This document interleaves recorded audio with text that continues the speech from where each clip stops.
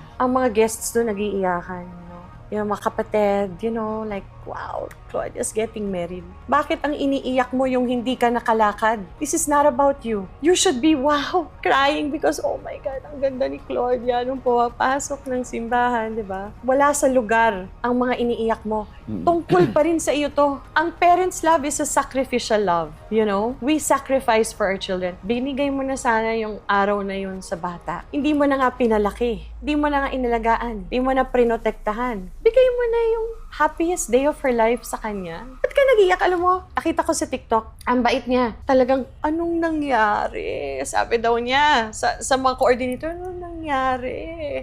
Na defeated and crying.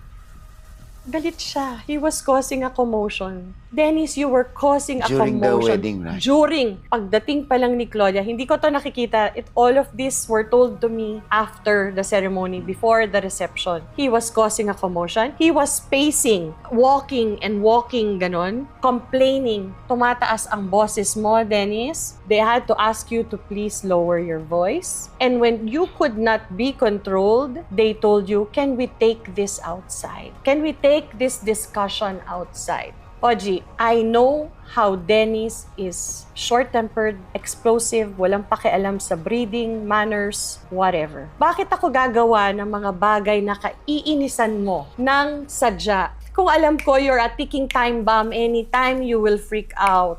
Ba't ko gagawin yun, Oji?